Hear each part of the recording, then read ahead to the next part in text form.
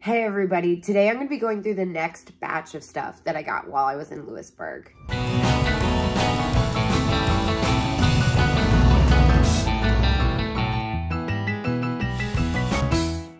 So first up is Silver Moon Antiques. I got these New Year's plates, right? Now, I love new old stock and I love this cute kitschy graphic. I have bought paper party supplies, like vintage new old stock paper party supplies with super cute graphics before, and honestly they really didn't sell, so I was a little on the fence about grabbing these, but they were only $2 and it's a stack of 7 in their original packaging. I just love that little image, and I never really seen New Year's stuff, so I thought maybe it was a safe bet. Like I said, $2, it wasn't that much of a gamble.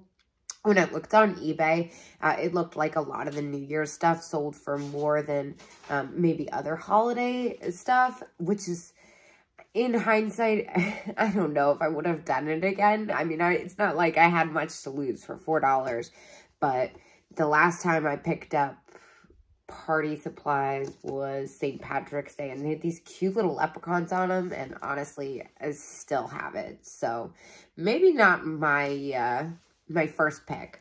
This one I'm obsessed with.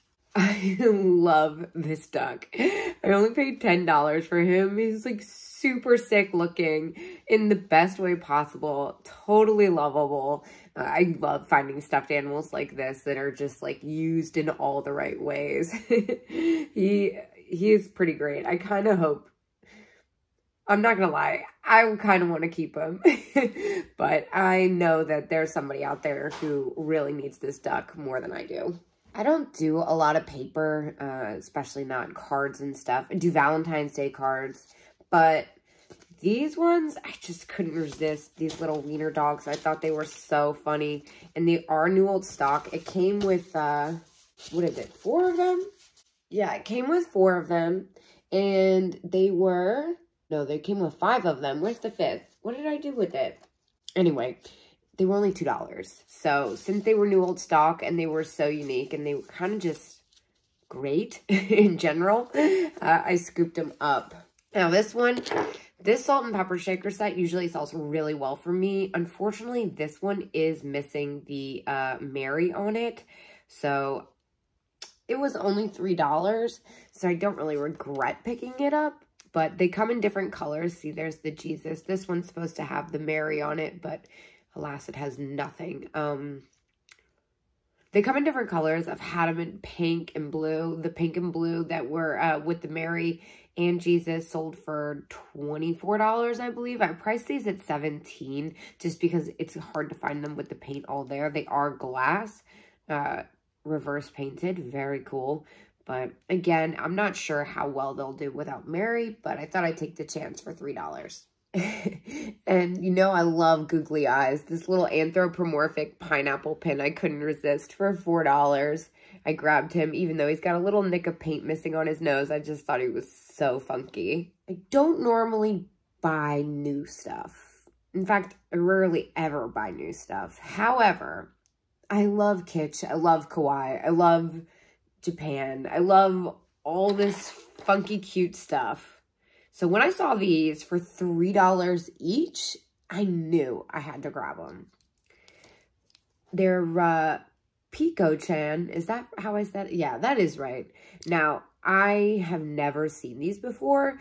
Pico-chan stuff is super hard to find. It's super rare, and it goes for good money. Now, there's so many. When I looked up comparables, I didn't even see these. I think I priced them relatively cheap at $18 each. I did see other miniatures that weren't like the bobbleheads or from this exact series that were priced around that period, around that frame. Since they were only $3 and it wasn't really my big niche, I felt comfortable like pricing it probably a little bit lower than they might be worth, just to move it and like move them and get some income rolling, just to make up for some of my other shopping trip. But I do think they will sell pretty quick just because they are so much less expensive than a lot of other Pico-chan collectibles listed online. I've had this earring holder before, but this one was $6, and I loved the colors on it and the fact that it's got the bee. Love daisy everything. They usually sell pretty well. I kind of took a break from picking a lot of the earring holders up because I've had so many different times, but this one I thought I'd make an exception for, especially because of the colors. You usually just see them in plain gold or plain silver. Next up, I got this Mary Poppins pose doll. Now, she is made by Gund, Japan. She's 1960s Disney. Get Disney Gund. And I just thought she was pretty spectacular. She was in pretty great condition. Now, she's got a little bit of wear on the sides of her faces. She didn't sell for as much as I thought she did. When I looked her up, the average price was around $20. But I kind of just loved her outfit and her just unique flowers on her hat and her scarf. I just think she's so cute. Disney isn't really my thing, but every once in a while I see a piece where I'm like, all right, it would be weird to not to get that at that price point. So for $10, even though it won't be double my money, I still felt like she was worth salvaging. Next up, I went to the consignment barn. I didn't find that much there. I was really hoping to find some Valentine's Day stuff, but I ended up finding a couple heart planters, actually. I found this heart planter. Now, this one does have some crazing. It's got like a small hairline right here, and it's got a little spot of paint loss right there. But it was only $2. It is made in Japan. For $2, anything heart-shaped that's vintage and made in Japan is a deal by me. But then I also found this heart planter. Now, this one was manufactured by Fine A Japan as well as Napco. This is the larger size of the two. There's one that's a little bit smaller. Unfortunately, it's supposed to say "To My Valentine" and the paint has worn off there. I love the spaghetti trim. And the fact that it's double-sided is pretty unique. I paid $10 for this.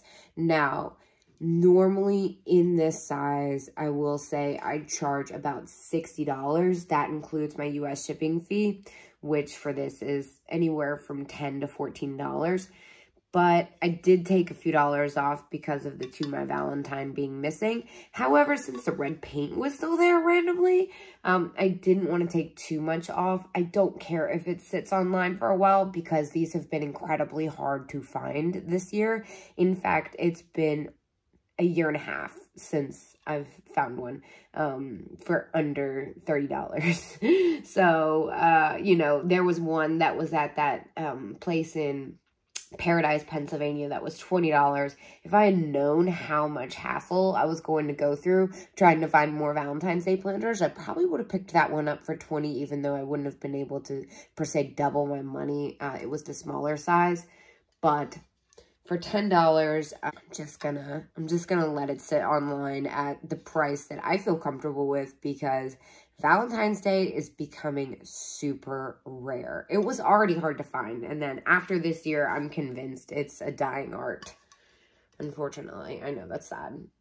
Next up, I got this fun little teepee planter. It is made by Napco. It's got a little bit of wear to it, but I just thought it was so unique. I normally I never really see stuff like this. I see the salt and pepper shakers, but never planters. So for $9, I scooped this up. I did look it up and found comparables online. I was surprised to find that the average price was around $24. I kind of felt like it would have been maybe a little bit more than that, but either way, at $9, it was still a steal. I guess I got two Disney things, because I also got this rubber face stuffed Donald Duck. Now, he is also Japan Gund, 1960s. He's not the usual one I see. The one I see, the rubber-faced Donald Duck, is usually blue, all blue, and like that darker blue, not this baby blue. But he was in such good condition, and he was only $10 that I kind of felt like, why not pick him up, switch it up. I won't sell it for that much. I think these only sell for like $20 to $30 at most in good condition. So it's not like the most, you know, sometimes people see rubber face and they're like, oh my gosh, you know, I'm one of those people where I'm like, this is going to be worth so much money. That's not always the case, especially with the known characters. So still at $10, it was a good deal, and I'll be able to double my money about, I'm not sure how long it will take. I've never really like dove deep into the Disneyana land, but I felt like it was a safe bet for me. And last but not least, I found this heart-shaped candy box. Now, it's not one of the 1950s, 1960s ones I look for. However, it was only $4. And it's still fabric covered, and I loved like the lace trim and the multiple layers to it for $4. It was a huge steal. It will probably still sell for anywhere between like $25 and $30. The reason I am more on the 25 side is just because it's got a little damage here. Now, there is originally a staple here that holds in a faux flower, but it just kind of kept wiggling around, and it made it look like there was something wrong with it, so I took it out. And someone, of course, now this will happen a lot when you find them at antique malls. They have holes punched in the back. I'm not sure if that's just happened, like, when antique malls displayed them at some point, or as they got passed around, or after the person gave the box of candy to someone, they put it on their wall to display it. I don't know. It beats me, but it's very common to find them with this hole. So I was like really hoping to find more fabric covered Valentine's Day candy boxes this year, but it was slim. But for $4, it was still a good steal. I mean, all that stuff alone, that was $45, $35. Yeah, that's all I found at Silver Moon and Consignment Barn.